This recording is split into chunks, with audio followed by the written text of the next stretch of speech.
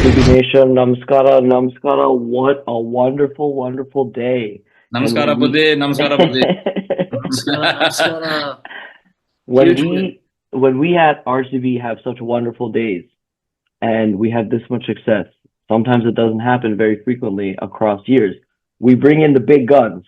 So I would like to welcome officially our father, Vidya Panapur, to the show. Woo! Present, sir, RCB. So he's been a long time RCB fan, longer than both of us. Obviously, he's passed it down, and now it's a familial thing. I want to show you guys an immediate screen share.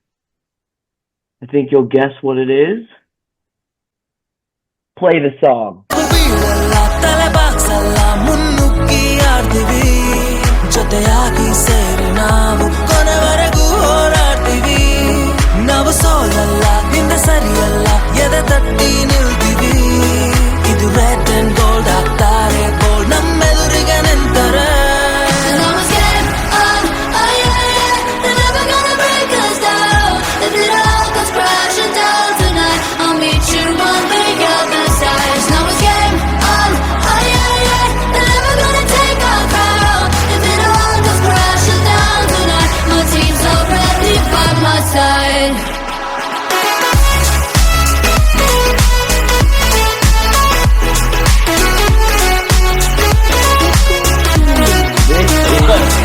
Absolutely beautiful. Look who's at the top and look who's at the bottom. You can't ask for better from RCB Nation. And with that, I open up the floor. Just give me some initial thoughts. That was a very close call. So, I didn't want to come on the podcast till we broke that home jinx, and we did. So I'm here, okay? It was the most important game of the season to go have a shot at the top two. And that's why it was important. At 26 for 3, obviously they were like, "Ah." But man, as long as the chase master is there, and I think they read the conditions, they were cool, calm, collected. We were not. Obviously, we are fans, we are not playing. And they knew what they were doing. And even though he couldn't stay till the end, he made sure that it could be finished. I'm glad that Tim David came and just knocked the hell out of them. Absolutely. Let's get right into the step by step of how things happen. Deepak, we won a toss. We won a toss. Finally, we won a toss, and I know that made you feel better instantly. Tell me what you were thinking once we won the toss. Yep. So it was funny that with this match, you woke up right before the match, and then there was good news and bad news that came out. So it started off with the unfortunate news: Phil Salt, illness. He was out for the match, couldn't play today. So that was tough. Hopefully he feels better soon and everything like that. But then the good news was that we actually won the toss, like you said, surprisingly, because that rarely ever happens. And then we, decided to bowl first. And then when you combine that with our before today's match 5 for 5 road winning streak, it just made for a combination of good success. And I was just happy inside. Me too. I was never in true panic mode, in my opinion, at any point in the match, and it paid off with a huge win and our biggest win of the year. I don't know about never in full panic mode. We'll get to that. But let's go the first phase of the match, which is their batting.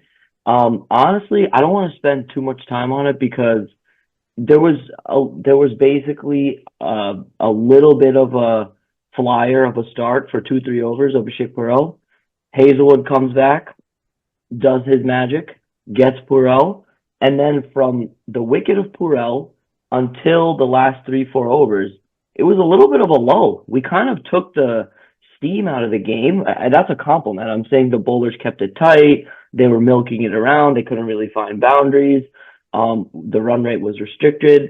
The last 3-4 overs got away a little bit, but overall, restricting them to 162, I think all of us would have taken that at the toss. Dad, what were you thinking at the halfway point? Halfway point, I think, to me, one of the crucial moments of the game was, BOOE took Kantara out of the equation for this game, right? I actually, you make those celebrations. BOOE that over 17th over, 2 wickets of KL, our boy, but he's playing for Delhi, and Ashutosh Sharma with a beautiful, like a cutter slow, man, that actually killed it. Of course, Stubbs came back, but by that time we had prevented 180 at that time. Absolutely. That is such a great point, and I can't believe that I just glossed over that because we made such a big deal about it in the pre-match. We made a whole segment on how are we going to get KL Rahul out. So, he is like, his presence at the crease as an RCB fan puts fear into us that anything can happen. I remember a couple matches in UAE when the IPL was going on where he would get off to this kind of run a ball, start for 30, 40 balls, and then just took off towards the end of the innings. So that was a crucial turning point. Credit to Bhuvaneshwar Kumar for coming back after a rough opening spell also. That showed a lot of character. I think that goes unnoticed. Absolutely. We're going to get to the batting and all the character was shown there, but Bhuvaneshwar Kumar did a great job. Hazelwood did his thing. The spinners, second match in a row, bowling exceptionally in tandem, which was outstanding bowling. Yes, that was a little expensive, but when you only have to use 5 bowlers in an IPL match in 2025, I think that says a lot as to how the bowling innings went. Now, let's get to the juice. I'm not going to lie, I was kind of relaxed again at the midway point. I was like, okay, 162. Deepak, I'm going to turn this to you because in my head, I was thinking, maybe we should do the net run rate and push for a win a little bit fast. I didn't say it out loud. I know we're watching the match together. I didn't say it out loud, but I was thinking it because 160 in modern day, I mean, you should be able to chase that pretty comfortably. So once the power play started, Jacob Bethell comes out, Kohli comes out. Bethell looks good in the first over or two, and then we lose 3 wickets in a second. What was going through your head, Deepak, at that point? Yeah, that was definitely the toughest period of the match where, like I said, I was not, again, I wouldn't say I was in full panic mode, but I was definitely stressed for sure. And, you never want to start 26 for 3, especially in the power play, have that required run rate, keep shooting up to 11, 12, things like that. So I was definitely, nervous, and I was still upset at how Patidar got out, where that run out, it just felt like he was just lollygagging around halfway down the track, just not being attentive enough. And then when he tried to put in a dive, it was already a direct hit and it was too late. And, Bethell showed some promise, played a couple of nice shots, but, it was his debut match, wasn't able to extend it beyond that. That's fine. DDP, I'm, willing to give him a pass today. He's been awesome this season overall. So just, wasn't his innings today. Bit of misfortune with the chop on. But so it was tough at that stretch, but I'm sure we'll get to it later. Really just hats off to Kohli for obviously, what's basically just we basically expected. We really shouldn't because it's just such a high standard, but that's just what he does. He's the chase master. He's the king. That's what he does. And then definitely also Krunal Pandya. Hold that thought for Krunal. I wanted to ask Dad, what were you thinking during 26 for 3? Because I think Deepak tends to be a little bit more positive at every interval, and you and I are just like we think about the most negative things possible. So at 26 for 3, what was going through your head? Well, as soon as Krunal came to bat, I said, why? Was my first question. But obviously, this IPL is all about right-hand, left-hand combination. So finally, I got it. Plus, he was talking on the ball. His net run rate was not that, his strike rate was not that good. And we were like, but in the back of my mind, as long as Kohli was there, of course, Krunal, he played like a left-handed Rajat Patidar today to the spinners. The 100%. Guy, some of the shots he played. Also, I honestly think Krunal has bloomed to the player he is in this franchise. Even though it's one season, it's not even the season is not over. He was always overshadowed in Mumbai with heavy hitters. Yeah. And his brother. And then he went to LSG. He had a little bit of success, but here he's actually blooming. And that was just a total surprise for us. I think Kohli made a very good point. He said, look, 20 overs still is a lot of time to stitch partnership. I think that was the key.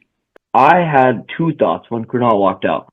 One is that it's worth a shot because at 26 for 3 inside the power play with Kuldeep coming on a slow track, I didn't want to expose the hitters, Jitesh, Ramar Shepherd, and Tim David so early in the match. And it's weird where our batting order, like there's like a clear delineation from number 4 from 5 down. That 4 to 5 gap is like suddenly it goes from no batsmanship to just hitters. And they don't really know how to rotate strike, and they're really all finishers. They're not innings builders. That's why I was so scared at 26 for 3 because you can't put all of that pressure on Kohli. So I thought Krunal was worth a shot. And the right-left-hand combination, even though we're not the biggest fans with it, in this match where they had all different kinds of spinners, they had a left-arm leg spinner, they had a right-arm leg spinner, they had a left-arm off spinner, plus there was a short side of the ground. Krunal utilized that short side pretty well for a couple sixes, and it did make a difference in the end. So I thought it was worth, let's see what he can do. To be fair, we're making fun of him, 30 balls in. Now let's shift to the actual partnership, Krunal and Kohli. It started off like we were right, like the same old RCB. This is bad think tank management. They don't know what they're doing. We have better batters out there. We're going to get behind the rate. But once Krunal took about 25, 30 balls to get his eye in, I honestly, looking back on it, think that he just hasn't had time in the middle to bat in this IPL. Yeah. So Yes, he kind of got his feet wet. And then he middled one, and then he kind of never looked back after that. He was 17 off 21. He ends up on a 45-ball 70. It's one of the most incredible RCB innings in recent past because it's totally unexpected. I want to make one more thing clear. Kohli, yes, he gets the credit. He's calm. He's the chase master. His presence alone makes chases easier. But the credit truly goes to Krunal because you need to find the boundary on a slow track against spinners, against Mitchell Starc when he comes in. And he did that. And he played one of the best innings of the season. I want to turn it to you, Deepak. Tell me what was going through your head as the partnership was building.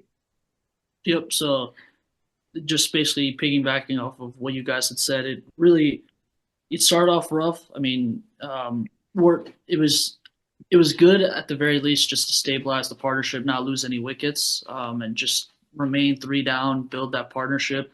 But it was still, we were barely, if at all, finding the boundary. Krunal was, I believe, 24 for 24 at one point. Kohli was, around the same. It was just kind of knocking it around, taking ones, taking twos. But then, like you said, once he middled one, it really just opened the floodgates. And I think what I've realized today is, like you said, he just hasn't had that much experience in the middle and stuff. And I think his promotion up in the order should be, depending on the circumstances, a good long-term thing. Yeah. Because in terms of that delineation, I do believe in terms of how he bats, sensible, true batsmanship, he's closer to, Kohli, DDP, Partidar, those guys, Salt, etc., as opposed to the, Jitesh, Shepherd, Tim David, where we're just brute force hitters. They're just trying to find the boundary. They're not all about rotating strike to any degree. I was very happy for Krunal today because we know what he's done with the ball all year. He's been great. Yeah. His variation, he's picked up big wickets all season. Yes. But what he did with the bat today, that was awesome. It took the pressure off of Kohli. Yes. He was able to find the boundary, and Kohli was able to just kind of relax, knock it around. He didn't have to feel the pressure to have to hit boundaries off of very good bowling attack. Statistically, Krunal's best innings in the IPL, this was his second 50, and I would assume this is probably his best inning. At the crescendo of the partnership, what was your thoughts during this phase? It was a thrilling crescendo while we were watching 100%. together. This is almost like watching like a ODI chase or Yeah. a test match where you guys pacing yourself. We are just thinking 5-6, and then they were able to get those 6s and 4s in each over. They didn't pick every bowler.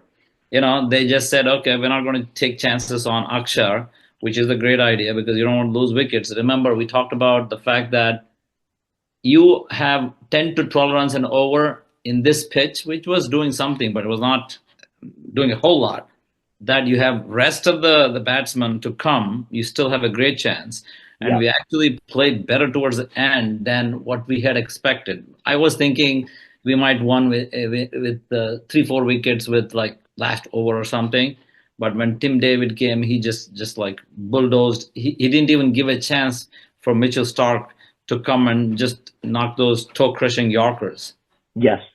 I think that the way that they built their partnership was expertly calculated. They were slower than we wanted at different phases. Correct. We were Yes. they were 100 off 10. We were like, okay, usually in IPL 2025 modern day, you can get that.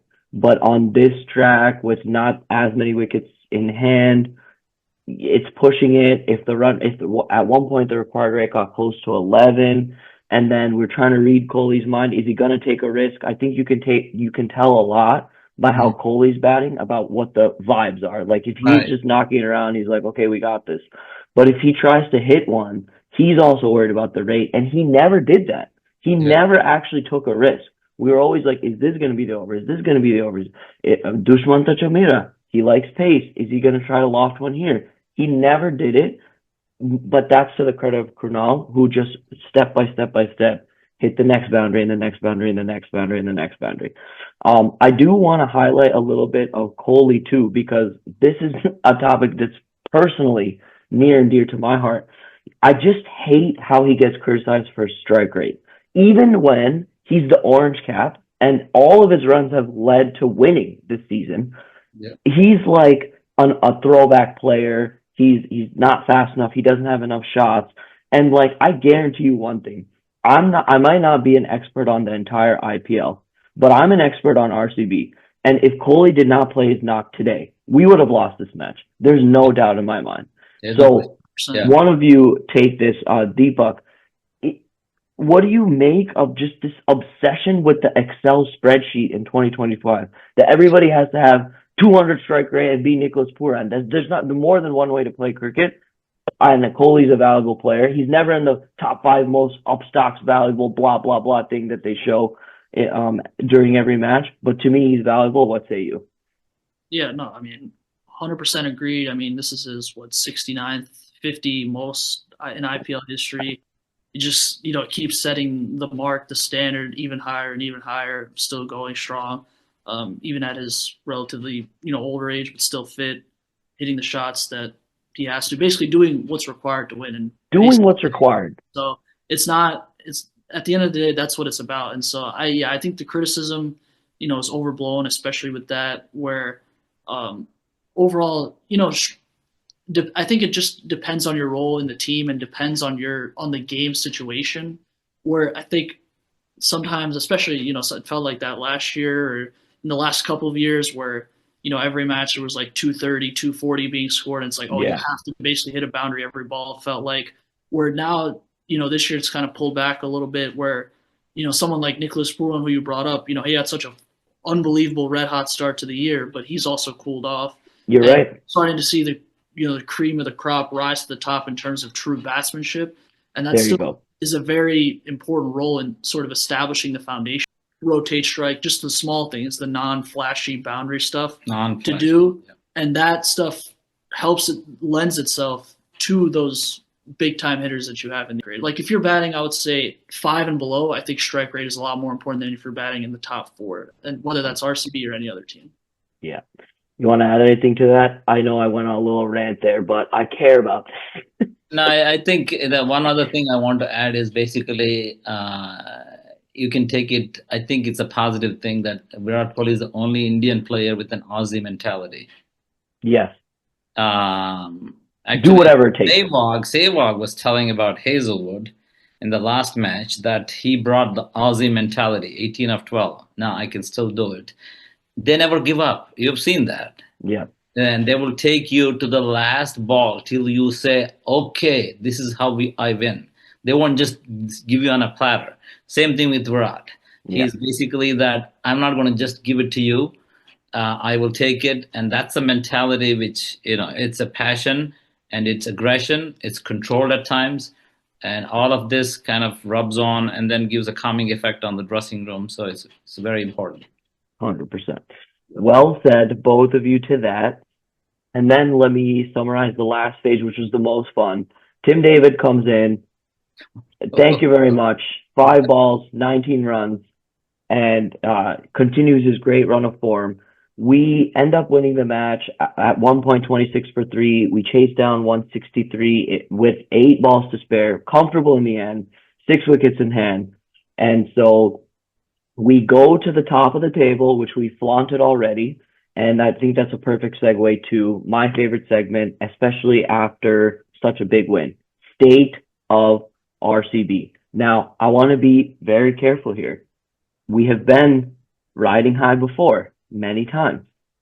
So please, let's not jinx anything on our podcast 100%. Yes. to change the momentum of this great ride. Yes, With yes. that said, Yep. what is your current state of mind on RCB, Deepak? We have a whole week off until we play our next match. Yep. Yeah, a lot of time, to reflect, to relax, get ready for that home stretch coming up, these last 4, and then hopefully, obviously, the playoffs, and should be, but we'll see. First, I just wanted to say, Tim David, we've talked about it before camera and things like that, off camera, where every time he's gotten a chance to bat, he has made a huge impact. And you could argue in some ways that even though we lost that first Punjab match, that knock that he played, which gave us somewhat of a chance to at least, not have too much of a dent in the net run rate, what he did against CSK, what he's done in even the Gujarat matches that we've won and lost, whenever he's had a chance to bat, he's done amazing. He's hit boundaries. He's a big, strong man, and he's like Gale-esque in that way, or Pollard, one of those, West Indians or guys with power like that, where they don't even have to time the ball necessarily all the time to hit. You just have to get enough bat. You just have to get enough bat, because they're just too big. They're too strong. It's you just work on. You can't teach it. It's one of those things. And so I just want to give a shout out to him. But in terms of, to get back to the question, sorry for that tangent, I would just say I'm feeling good overall about RCB. Not going over the top or anything, I would say, but I'm feeling good. I like that we have a few days off, because it seemed like played 2 matches in 3-4 days. Feels like we played a lot recently, so this is a nice break, and it just gets us ready for this home stretch, especially to continue what we did in the Rajasthan match and take care of those home matches against inferior competition. The mentality is you just have to keep winning. It's as simple as. You were at a 7.5, 8 after the last match. You bump up to a 9 or what? Yeah, I would say 9. Okay, I'll take that. Dad? I'm going to stay at 8. I will tell you, it's unfinished business. I'm kidding. That's okay. I'm kidding. You know me. I mean, it's not going to change. Yes. I get you, but guys, the thing is that we are in a very good spot. Number 1. Number 2, things can change in IPL dramatically. Quickly. Yeah. So if you have the best chance, we've talked about this a lot, is top two. Okay. So that's what you're shooting for, right? So top 2 is the best chance to go further. So if you're able to get that, we should shoot for that. That's why I'm saying stay grounded, because you don't know whether we will finish on top 2, but you stay in contention. Second is stay in contention to be 4, at least you're there. And then lastly is that 3-letter word called NRR. I think you were like Abhishek Sharma, you had it in your pocket, NRR, and you wanted to take it out. And then after 3 down, you just said, nah, I'm not going to take it out. I ripped that one up. I don't think the NRR came back till Tim David came on the scene, right? Yes. So that's exactly I am the big next match, even though they're seeded 10, doesn't matter. The rivalry, it doesn't matter. And I'm going to tell you that if they win, hopefully they won't. If they win, they will think that they have won this year's IPL. That's how it is. Yeah. That's how it was last year for us. When we knocked them out, we felt like we conquered the moon, which was a great feeling. So just don't count them out. But I'm optimistic. I want the top 2 if we can get it. And then the last part, which is to do with the team, I just thought of it. Jacob Bethell, I'll make it very brief. Jacob Bethell, man, he could be if there's a pitch which is spinning, he could be replace Romario Shepherd because I believe in his batting. I don't know much about his bowling, but it gives you a spin option if the conditions are conducive to some place where there's spin. But other than that, I still say 8 out of 10, and that's where I am right now. I like it. I like it measured. I'm gonna second you on Jacob Bethell. You know, they call him Star Boy for a reason. There's something about him, man. I don't know. Is it the eye test? Is it how he carries himself? He fields with a lot of confidence. Also, he's a gun fielder. We haven't seen much of him, but everything I've read, everything I've heard, and a couple of shots he played today, I'm like, I want to see more of that guy. Even if it's not this year, okay. But if conditions do suit and we can fit him in, great. At least for the future, it's a great investment. And it was encouraging to see him hit a few boundaries early because he could have easily took 1 or 2 overs to play himself in. He's probably getting dropped right when Phil Salt gets back. Definitely. So, but he was pretty like, no, I'm gonna hit. It's Mitchell Stark. I don't care. So there's something about it. My state of RCB is hilariously also like an 8. It's no higher than that because I made the point last podcast that we play up and down to the level of our competition. That's our history. Plus, we have 3 out of 4 home matches left, which has not been a good thing this year. Let's just call it what it is. CSK is going to make the next match their Super Bowl, IPL final, Champions League final. This is their get back opportunity for what we did last year.